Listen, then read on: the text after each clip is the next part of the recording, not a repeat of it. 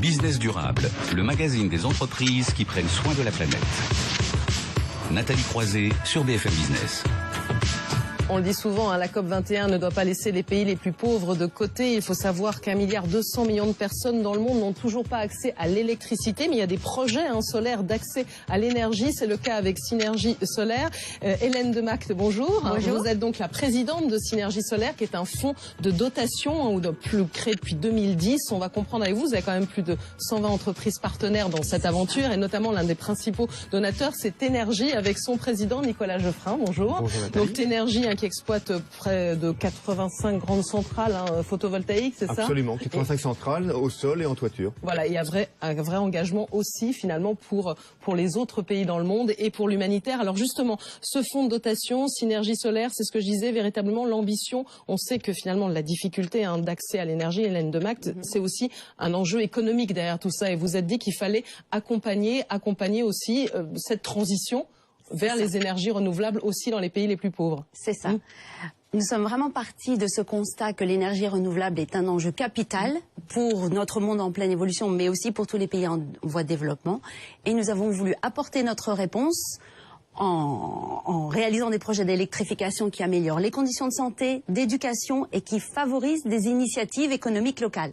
Donc on est vraiment bien sur à la fois un développement humain, écologique et économique. Alors ça a fait une belle aventure parce qu'en 5 ans, ce que je disais, plus de 120 entreprises, il y a une douzaine d'ONG qui sont accompagnées et alors 520, c'est ça, 1000 euros de soutien financier aussi dans toute cette démarche. Exactement, de soutien financier et on est à plus de 600 000 si on inclut les dons en nature et les dons en mécénat de compétences, c'est-à-dire de temps imparti pour ces projets. Alors Énergie, c'est tout à fait logique pour vous, Nicolas Geoffrin, de rejoindre cette aventure, parce que vous avez dit dès le départ qu'une partie de ce que vous pouviez toucher, de vos bénéfices, devait être dédiée aussi finalement à des projets humanitaires. Absolument. Donc nous, on a démarré notre aventure entrepreneuriale Énergie en 2008 en France, et assez rapidement, on a eu la conviction que, au-delà du développement qu'on pouvait avoir sur notre territoire, il était de notre devoir, de notre responsabilité également citoyenne, de nous intéresser aux pays en voie de développement et de pouvoir apporter des solutions concrètes pour permettre à ces pays de se développer,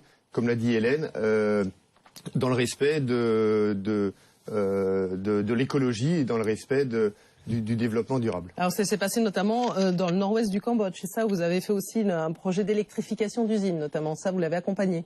Oui, absolument.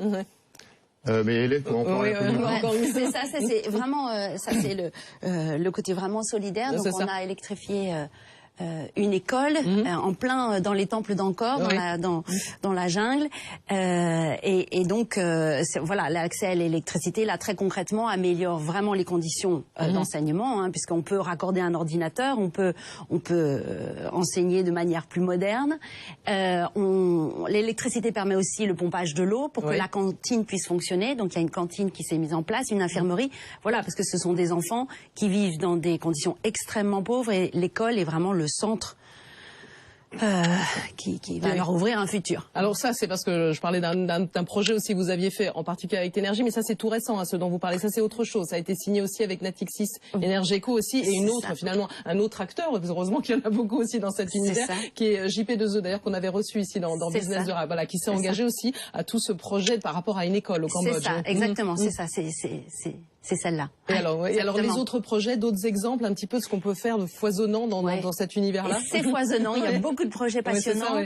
Là, nous allons aller électrifier un hôpital de brousse dans le nord du Bénin.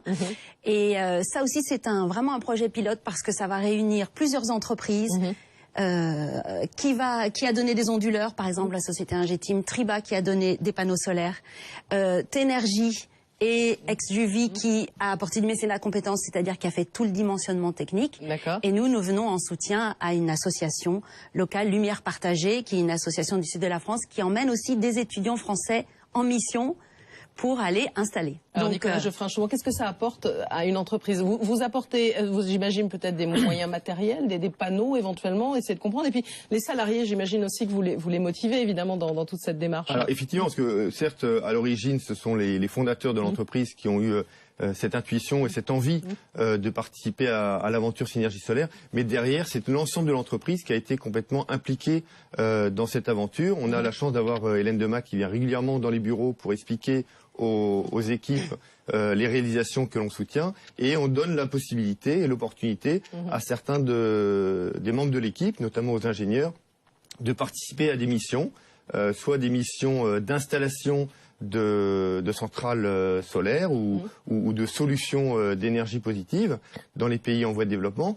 soit de participer à l'organisation de notre dîner de gala qui a lieu chaque année au mois de novembre, ou encore, enfin, il y a à chaque fois une implication très forte des équipes, et c'est extrêmement motivant pour elles également de participer à cette aventure Synergie Solaire. Alors savoir justement comment on peut avoir cet argent. On sait bien, par exemple, que l'univers, enfin, dans les énergies renouvelables, c'est pas facile pour certains en France. On en a vu aussi disparaître. On se dit, c'est une belle démarche, mais pouvoir garder une partie de son argent, faire du don, etc., ça doit pas être non plus évident pour les uns et les autres. Comment vous le sentez, ça, Hélène Demac? Oui, mais vraiment, c'est vrai que c'est une question, on a posé souvent avec une filière parfois en difficulté, et pourtant, il y a vraiment cette volonté, et moi, je suis très admirative. On trouve toujours un moyen, et c'est ça ce que Synergie Solaire propose. Ceux qui peuvent faire un don financier, c'est magnifique parce qu'il y a toujours besoin. Mais ce qui est très très précieux aussi, c'est le mécénat de compétences. C'est vraiment partager ses compétences, ses talents, et ça vaut de l'argent. Et c'est très précieux pour les ONG que nous accompagnons. Et puis il y a aussi le don en nature, voilà, ça fait des économies substantielles. Et du coup, avec tout ça, on peut réunir vraiment toutes les conditions pour réaliser un projet avec les ONG. J'imagine que vous approuvez, Nicolas. Oui, alors ça, c'était vraiment une conviction qu'on avait dès l'origine, c'était de pouvoir mobiliser l'ensemble de notre filière, la filière photovoltaïque française, sur cette belle démarche de solidarité vis-à-vis des pays en voie de développement. Et 5 ans après, aujourd'hui, on est très satisfait parce qu'effectivement, on a nos concurrents qui sont présents, et c'est très bien. Et je les en remercie, je les félicite. Mais on a également nos banquiers, on a également les fournisseurs d'équipements, de panneaux, d'onduleurs, on a nos assureurs. Vous apprenez à échanger aussi les uns avec les autres. Alors on échange, on se réunit autour d'un comité stratégique entre bonne volonté de la filière pour réfléchir un petit peu à toutes les actions qu'on pourrait mener. Et puis on a ce fameux dîner de gala dont je vous parlais, qui permet à l'ensemble des acteurs de la filière, des chefs d'entreprise de la filière, de se réunir. À chaque fois, on est 200, 250 personnes pour se réunir autour de cette belle et noble cause. Oui, alors c'est une noble cause, c'est de la philanthropie. Est-ce qu'on peut se dire aussi que ça va vous ouvrir, pourquoi pas, des marchés à l'avenir aussi? C'est une bonne façon aussi d'aller voir ce qui se passe aussi sur place. Il faut penser aussi au business après tout. C'est vrai, absolument. Parce qu'il n'y a pas de solidarité s'il n'y a pas de business, ça c'est très clair. Et pour illustrer votre propos, on est présent également depuis maintenant 2 ans au Sénégal.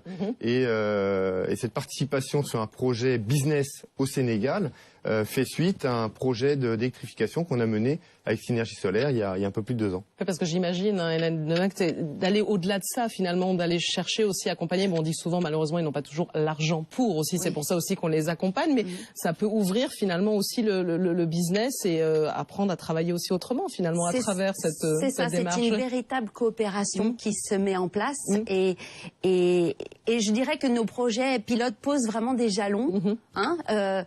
Sur un marché qui est en plein essor, le marché des énergies renouvelables dans ces pays-là, et que nous y contribuons. Et qu'aujourd'hui, il y a vraiment cette articulation entre privé et public qui fait que les choses avancent. Alors j'imagine que vous avez encore plein d'autres projets en perspective. Passionnants, exactement. On en a un au Mali, par exemple, au sud du Mali. Là, on va électrifier une zone artisanale, comme une mini... ZAC. et on va donner les moyens, donc, avec des bâtiments, d'accueillir une quinzaine de mini-entreprises, de TPE. Voilà. Et ça se fait en lien, bien sûr, avec les autorités locales, avec toutes les communautés locales. Et on travaille ensemble. Voilà. C'est l'énergie, c'est l'amorce, c'est le sans énergie, pas de développement. Exactement, ce qu'on disait, développement économique. Juste ces compétences-là. Merci à vous, Hélène Demac, donc présidente de Synergie Solaire, ce fonds de dotation, et l'un de ses principaux acteurs, Nicolas Geoffrin, président de Ténergie. On va marquer une pause, mais on va aller, et finalement, vous allez voir où ça se passe, au Cambodge.